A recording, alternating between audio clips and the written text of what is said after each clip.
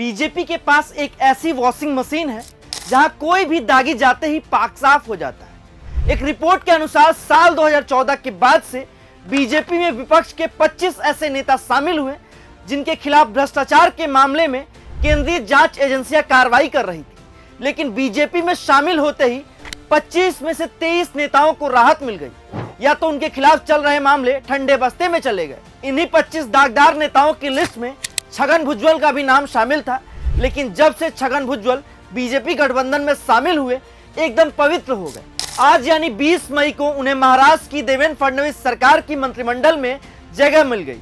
भुजबल को राजभवन के governor CP Radhakrishnan ने मंत्री पद की शपथ दिलाई। छगन भुजबल पर एक समय आय से अधिक संपत्ति समेत मनी लॉन्ड्रिंग के आरोप लगे थे। तब भुजबल विपक्ष में थे। उन पर आरोप था कि पीडब्ल्यूडी मंत्री रहते हुए उन्होंने 100 करोड़ रुपए के ठेके गलत तरीके से दिए। इस मामले में 2016 में ईडी ने उन्हें गिरफ्तार तक किया था। फिर इस केस में बॉम्बे हाईकोर्ट से भुजबल को जमानत मिली। तब ईडी ने हाईकोर्ट के इस जमानत को चुनौती दी थी। अब यहां तक भुजबल को समझ आ गया था कि उन्हें ईडी से बचने के लिए क्या करना होगा। भुजबल ने पाला बदल लिया और चल दिए भाजपा गठबंधन की ओर। और आज उन्हें न सिर्फ इस केस से राहत मिल गई है, बल्कि आज वे महाराष्ट्र सरकार में मंत्री बन गए। अब महाराष्ट्र के मंत्री के रूप में शपथ लेने के बाद एनसीपी नेता छगन भुजबल ने कहा है कि अगर अंत अच्छा हो तो सब कुछ अच्छा होता है। मैंने गृह मंत्रालय से लेकर हर तरह की जिम्मेदारी संभाली है। मुझे जो भी जिम्मेदारी दी जाएगी उसे मैं निभाऊंगा, वो मेरे लिए ठीक रहेगा। बता दें कि पिछले साल दिसंबर 2024 में मंत्रिमंडल विस्तार में जब भुजबल को मंत्री पद नहीं मिला था, तब छगन भुजबल ने मुख्यमंत्री देवेंद्र फडणवीस से मुलाकात की थी। इसके बाद कयास लगाए जाने लगे थे कि अब ये अजीत पवार का साथ छोड़ सीधे बीजेपी में शामिल हो जाएंगे, लेकिन ऐसा नहीं हुआ।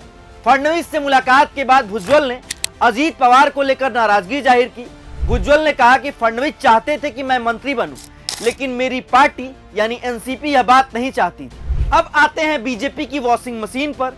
साल 2014 के बाद विपक्ष के जो 25 नेता बीजेपी में शामिल हुए, इनमें कांग्रेस के 10, एनसीपी के 4, शिवसेना के 4, टीएमसी के 3, टीडीपी के 2 और समाजवादी पार्टी का 1 नेता शामिल है। अब इन नेताओं में जो सबसे बड़ा नाम है वो महाराष्ट्र के डिप्टी सीएम अजीत पवार का है। 2023 में अजीत पवार गुट एनसीपी से अलग होकर एनडीए गठबंधन में शामिल हो गया था। इसी में छगन भुजबल भी थे। बीजेपी से जुड़ने के बाद एनसीपी गुट के 3 शीर्ष नेताओं अजीत पवार, छगन भुजबल और प्रफुल्ल पटेल पर चल रहे मामले बंद कर दिए। अजीत पवार पर 70,000 करोड़ रुपए की सिंचाई घोटाले का आरोप था। कुछ ऐसा ही शुभेंदु अधिकारी के केस में था। शुभेंदु 2020 में टीएमसी छोड़ बीजेपी में शामिल हुए और उनके खिलाफ चल रहे मामले ठंडे बस्ते में चले गए। ऐसा ही हुआ असम के मुख्यमंत्री हेमंत बिश्व शर्मा के साथ। साल 2014 में शारदा चिटफंड घोटाले में हेमंत बिश्व शर्मा सीबीआई की चपेट में थे।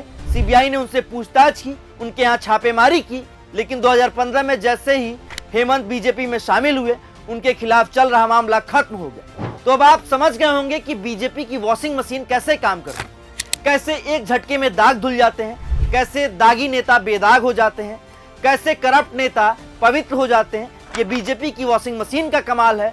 और तमाम ऐसे नेता हैं जो इस लिस्ट में है, इस लाइन में है कि अगर वो उनको दाग धुलवाना होगा तो कभी भी पाला बदल बीजेपी में शामिल हो सकते हैं।